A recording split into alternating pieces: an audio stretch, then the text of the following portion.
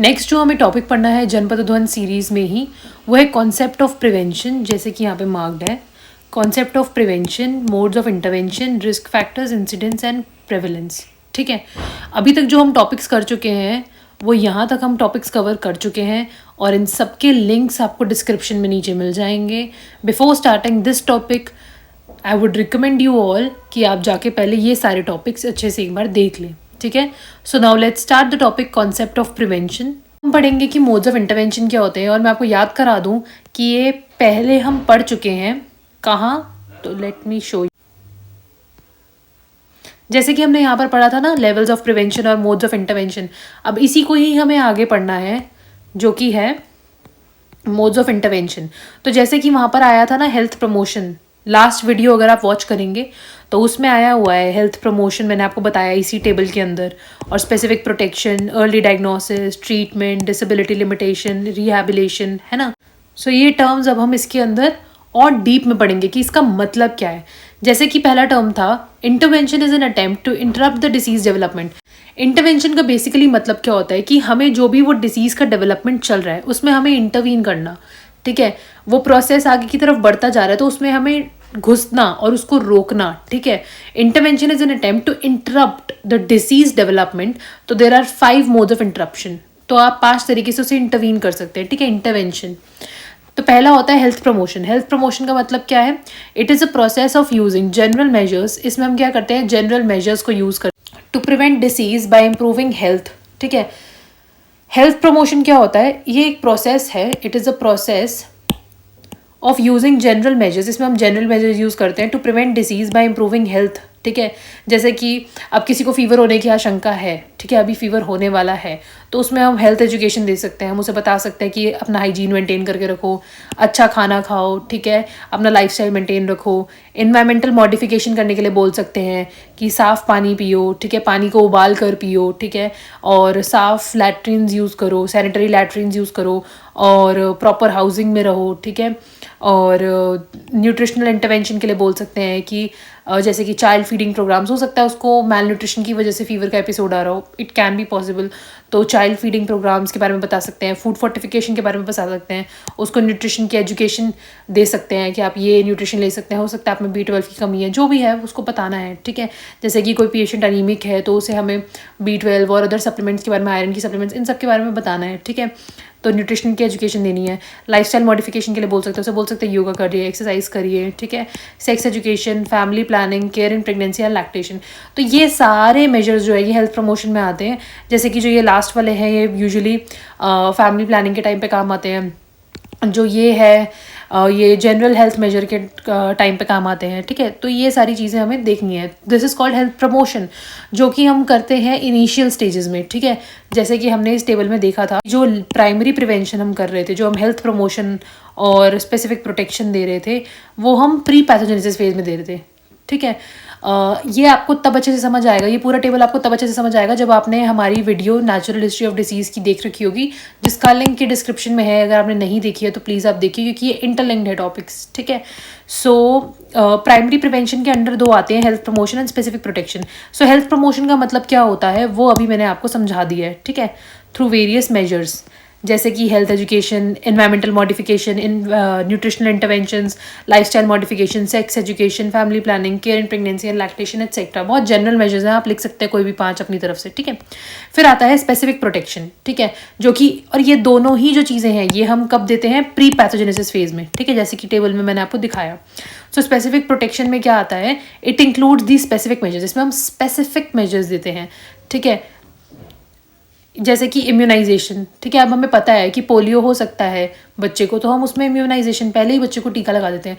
जो पूरा इम्यूनाइजेशन का चार्ट है कि एट बर्थ कौन सी लगनी है, फिर 6 मंथ्स पे, 3 मंथ्स पे कौन सी वैक्सीनेशन लगनी है। ठीक है, तो वो इम्यूनाइजेशन है एक तरीके का, हम उसको स्पेसिफिक प्रोटेक्शन दे रहे हैं इससे पहले कि वो इन्वायरमेंट में एक्सपोज हो किसी भी ऐसे वायरस के या बैक्टीरिया के, तो हम उसे पहले ही इम्यूनाइज कर देते हैं। So immunization, use of specific nutrients जैसे कि विटामिन ई, आयोडीन। कोई ऐसे स्पेसिफिक एरिया में बच्चा पैदा हुआ है जहाँ पर विटामिन ए की कमी रहती ही है, वहाँ के लोगों को फॉलिक एसिड की कमी रहती ही है। ठीक है, तो वहाँ पर हमें पहले से ही उसको विटामिन ए या आयोडीन या फिर फॉलिक एसिड के हमें उसको डोजेस देने हैं, ठीक है। फिर उसके बाद आता है कीमो प्रोफाइलैक्सिस, जिसमें क्या होता है क्लोरोक्वीन फॉर मलेरिया, ठीक है। नहीं, कीमो प्रोफाइलैक्सिस का मतलब होता है अगर मलेरिया हो गया है तो हम उस पेशेंट को क्लोरोक्वीन देते हैं, ठीक है।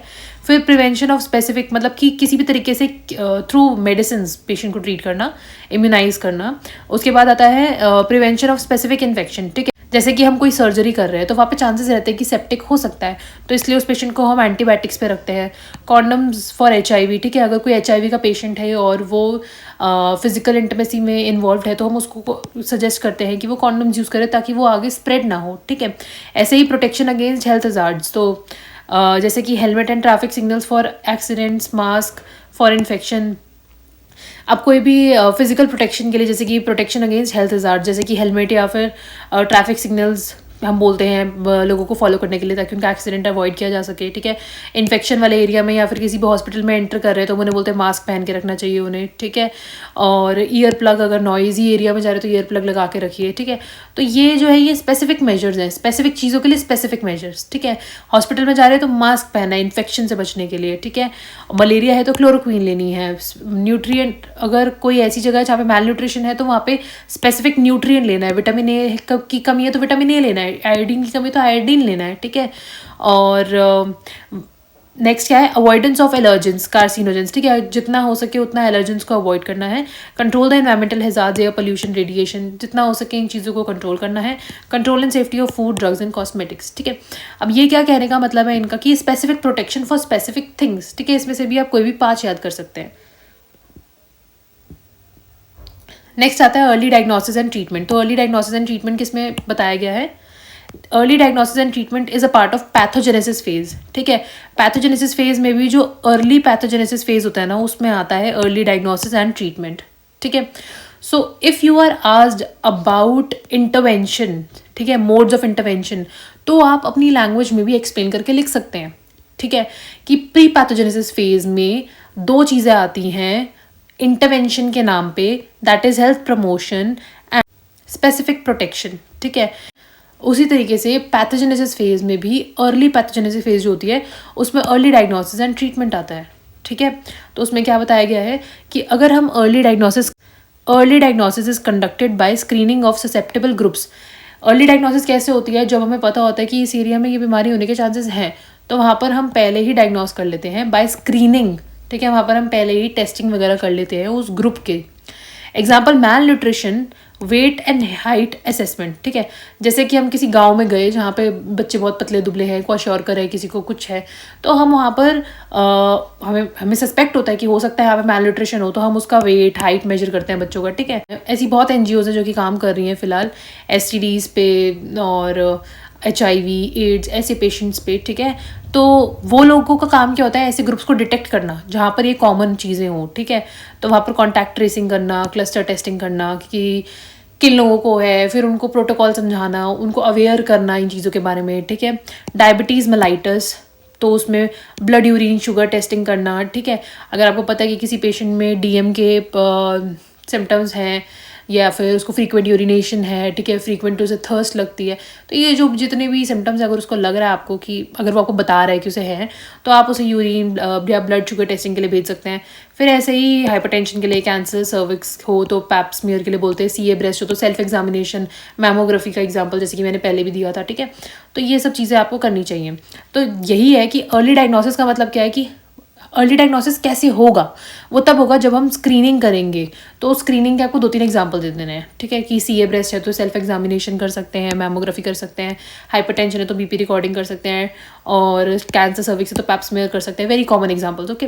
It is not as effective and economical as primary prevention. ये उतना इफेक्टिव तो नहीं है, उतना इकोनॉमिकल भी नहीं है जितना कि प्राइमरी प्रिवेंशन होता है, but important in reducing the high morbidity and mortality in some diseases like hypertension, cancer cervix and breast cancer. ये उतना इफेक्टिव तो नहीं है और उतना इकोनॉमिकल भी नहीं है। हो सकता है कि जिस स्टेज पे आपको कैंसर के बारे में पता चले वो ऑलमोस्ट 3rd स्टेज हो, तो वो उतना इफेक्टिव तो नहीं रहेगा स्क्रीनिंग करना, उतना वो टेस्ट करना इतना इफेक्टिव तो नहीं रहने वाला, क्योंकि अब डिजीज़ तो हो चुका है, वो प्रोग्रेसिव स्टेज में राइट नाउ, ठीक है।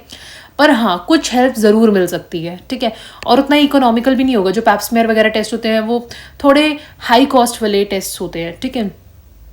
और ये उतना इफेक्टिव भी नहीं है जितना प्राइमरी प्रिवेंशन होगा। प्राइमरी प्रिवेंशन जो है वो बहुत इफेक्टिव है, क्योंकि उसमें you get to check for your general measures, जैसे कि योगा कर सकते हो आप, एक्सरसाइज कर सकते हो, हेल्थ को इम्प्रूव करने के लिए आप बहुत सारे मेजर्स दिए गए हैं वो आप फॉलो कर सकते हो। But once the person has reach this stage तो it becomes a bit difficult for the patient to combat with these things, ठीक है, स्पेशली इकोनॉमिकली, है ना, पेशेंट बहुत सफ़र करता है। Early diagnosis and treatment are helpful for early recovery. अगर early diagnosis कर लेते हैं और ट्रीटमेंट दे देते हैं तो ये बहुत हेल्पफुल होते हैं जल्दी रिकवरी के लिए, ठीक है। ये सफरिंग भी कम कर देते हैं। अगर हम जल्दी डायग्नोस कर ले, जल्दी ट्रीटमेंट दे दें तो रिकवरी भी अच्छी होगी और पेशेंट सफ़र भी कम करेगा, ठीक है। प्रिवेंशन ऑफ कॉम्प्लिकेशन भी उसको कम होंगे, and most important prevention of further spread of the disease in the community. और अगर कोई ऐसा डिजीज़ है जो कि कम्युनिकेबल है तो उसका स्प्रेड भी हम रोक सकते हैं, ठीक है। डिसेबिलिटी लिमिटेशन क्या होता है? ये आता है आपका लेट पैथोजेनेटिक स्टेज में, ठीक है, जैसे कि इसमें दिख रहा होगा आपको, this is the late pathogenesis phase. इसमें क्या आ रहा है? Disability limitation and rehabilitation. So disability limitation क्या होता है? Limiting the development of further disability by intensive care in disability limitation. Limiting the development of further disability मतलब कि डिसेबिलिटी तो हो गई है, जैसे कि इस टेबल में आप देखेंगे तो साइन एंड सिम्टम्स आ गए हैं पेशेंट को, ठीक है, यहाँ पर साइन एंड सिम्टम्स आ गए हैं, पेशेंट को इलनेस भी हो गई है, इसके बाद उसको डिसेबिलिटी हो के चांसेस होते हैं, हो सकता है पेशेंट डिसेबल हो जाए, ठीक है, अगर उसे प्रॉपर केयर नहीं मिली तो लिमिटिंग द डेवलपमेंट। अब हमें पता है कि वो डिसेबल तो हो चुका है, उसको लिमिट कर। अब WHO की डेफिनेशंस क्या है इन चारों चीज़ों के लिए? इम्पेयरमेंट का मतलब होता है लॉस होना या फिर अबनॉर्मलिटी होना एनाटॉमिकल स्ट्रक्चर में, physiological and psychological function of the body. Example loss of hand, deafness, mental retardation etcetera. This impairment में भी विजिबल और इनविजिबल, टेम्पररी और परमानेंट, प्रोग्रेसिव और रिग्रेसिव, ठीक है।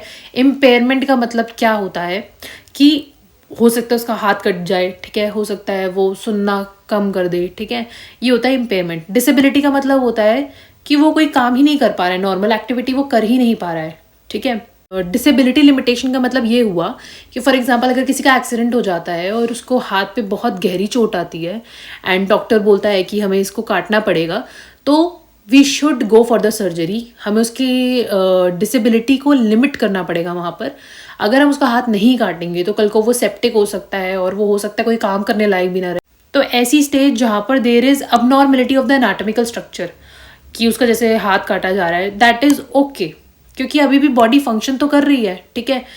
सो इम्पेयरमेंट होना is still okay, but disability का मतलब होता है कि अब तो वो कोई काम ही नहीं कर पा रहा है, ठीक है, रिस्ट्रिक्टेड हो गया या फिर lack of ability to perform normal activity, उससे नॉर्मल एक्टिविटी डेली के काम हो ही नहीं पा रहे, so that is disability. Handicap और disadvantage for a given individual resulting from impairment और डिसेबिलिटी। डिसेबिलिटी हुई या फिर इम्पेयरमेंट हुआ जिससे कि वो हैंडीकैप हो गया, ठीक है। लिमिट्स और prevents the fulfilment of normal role for an individual, जिससे कि जो normal daily day to day के लाइफ होते हैं, काम होते हैं, वो नहीं कर पाता है, ठीक है। अब वो यहाँ पर यही बताया है, एक्सीडेंट हुआ तो वो डिसीज था या डिसऑर्डर हुआ, लॉस ऑफ हैंड जो हुआ वो इम्पेयरमेंट हुआ, और अब वो काम नहीं कर पा रहा है, वो उसकी डिसेबिलिटी है, ठीक है, और वो अनएम्प्लॉयड है तो ये हो जाएगा उसका हैंडीकैप। तो ये एग्जाम्पल दे रखा है, ठीक है। एक्सीडेंट हुआ so that is a disease और a disorder. Loss of hand था तो उसे हम इम्पेयरमेंट बोलेंगे, क्योंकि वो नॉर्मल एनाटॉमिकल स्ट्रक्चर से अलग हो गया। कैन नॉट डू वर्क, वो काम नहीं कर पा रहा है तो वो डिसेबिलिटी हो गई उसकी, और अब वो अनएम्प्लॉयड है तो ये हैंडीकैप कंसिडर किया जाएगा, ठीक है, क्योंकि वो नॉर्मल रोल तो नहीं कर पा रहा। रिहैबिलिटेशन क्या होता है? The combined and coordinated use of medical, social, educational and vocational measures for training and retraining the individual to the highest possible level of functional ability so that the individual becomes useful to himself, to the family and the community at a large. Usually क्या होता है, बहुत NGOs हैं और ऐसे government programmes भी हैं जिसमें कि जो हैंडीकैप लोग होते हैं या फिर जो डिसेबल लोग होते हैं वो एनरोल करके उनको पूरा सपोर्ट दिया जाता है, जहाँ पर उनको कुछ कुछ काम सिखाया जाता है, ठीक है। अगर उनका हाथ नहीं है या उनका पैर नहीं है तो उनको ऐसा काम सिखाया जाता है दैट दे कैन डू, ठीक है।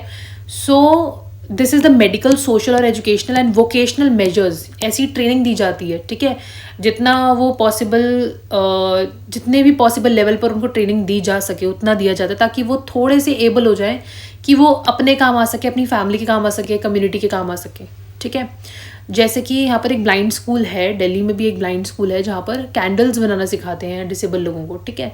So this is how they teach them कि वो अपने काम आ सकें या कुछ थोड़ा बहुत इनकम कमा सकें, ठीक है। It includes physiotherapy, occupational therapy, speech therapy, audiography, psychology, education, social work, placement services, etc. So rehabilitation is a type of thing जिसमें कि हम डिसेबल लोगों को या हैंडीकैप लोगों को ऐसी अपॉर्चुनिटी देते हैं कि वो कुछ सीख पाएँ, अपने काम आ सकें, अपनी फैमिली के काम आ सकें. इंसिडेंस एंड प्रेवलेंस क्या होता है? Incidence is the occurrence of a specific cases of disease or a health related event in an area during a specified period such as week, month or usually a year. Incidence का मतलब होता है, ऐसे समझ लेते हैं कि एक गांव है, वुहान नाम का एक गांव है, ठीक है. एक वुहान नाम का गांव है जहाँ पर मलेरिया जो है वो रेनी सीजन में होती ही होती है, ठीक है. तो इंसिडेंस क्या होगा वहाँ का? Incidence is the occurrence of a specific case of disease. जैसे कि स्पेसिफिक केस ऑफ डिजीज क्या हो गया? मलेरिया, ठीक है. इन एन एरिया, वुहान है वो area, a specified period such as week, month और यूजुअली ईयर. जब भी रेनी सीजन होता है तो वो वहाँ पे अकर करती ही करती है, ठीक है. तो ये हो गया इंसिडेंस, उसका अकरेंस उस एरिया में, ठीक है. Prevalence includes both new and old cases और health related events in an area during the definite period, ठीक है. प्रेवलेंस का मतलब होता है कि पहले कितने केसेस थे, अभी कितने केसेस हैं, या फिर हेल्थ रिलेटेड इवेंट अब कैसा है उस पर्टिकुलर एरिया में, ठीक है. तो उससे बोलते हैं हम उस डेफिनेट पीरियड में, उसे बोलते हैं प्रेवलेंस, ठीक है. इंसिडेंस होता है कि वो कितनी बार हो रहा है उस एरिया में, ठीक है. For incidence you have to remember occurrence of the specific case, ठीक है. इससे याद रखना malaria in an area during a specified period such as week, month और यूजुअली अ ईयर. प्रेवलेंस का मतलब होता है न्यू और ओल्ड केस, ठीक है, या फिर health related event in the area during a definite period, ठीक है. तो वही बात हो गई यहाँ पर. सपोज एग्जाम्पल से याद करोगे तो जल्दी याद होगा. मलेरिया इन एन एरिया, जैसे कि मैंने बोला वुहान करके कोई एरिया है, और होता कब है? रेनी सीजन में, ठीक है. तो ये हो गया आपका टाइम पीरियड, ठीक है, which can be a week और अ मंथ और यूजुअली अ ईयर, ठीक है. प्रेवलेंस जब बात आएगी तो आ जाएगी न्यू केस की भी और ओल्ड केस की भी, ठीक है. अब वो हो रहा है वही एक एरिया में और एक डेफिनेट पीरियड पे, ठीक है. तो एरिया और पीरियड तो सेम है, बस बात ये है कि वो वाली बात हो रही थी पहले कि एक स्पेसिफिक केस, और अब आ रही है नए और पुराने केस की बात, ठीक है. तो जब एक केस की बात हो रही है तो इंसिडेंस है, और जब पुराने और नए केसेस की हम बात कर रहे हैं तो प्रेवलेंस है, ठीक है. ये हो गया. उसके बाद एक टॉपिक इसमें रिस्क फैक्टर्स. तो जो रिस्क फैक्टर्स है वो हम पहले ही एक वीडियो में कवर कर चुके हैं, which was about epidemiological triad. Concept of disease वाली वीडियो में हम रिस्क फैक्टर्स ऑलरेडी कवर कर चुके हैं, उसका भी लिंक डिस्क्रिप्शन में दिया गया है. कॉन्सेप्ट ऑफ डिसीज वाली वीडियो में ये सारे उसमें ऑलरेडी आ चुके हैं, हम कवर कर चुके हैं, ठीक है. So you can watch it in the video of epidemiological triad. All right, I hope you like the video, and अगर आपको कोई भी डाउट है तो यू कैन कॉमेंट इट. और अब हमने यहाँ तक टॉपिक्स को कवर कर लिया है, और इन सारी वीडियोस के लिंक जो है वो डिस्क्रिप्शन में आपको मिल जाएंगे. If you have any doubt you can comment it down और put your question in the Telegram channel. And I hope you like the video. Do subscribe, share, and keep watching. All the best for your exams, and do share it with your colleagues who find it difficult to understand such topics. And I hope you like the video.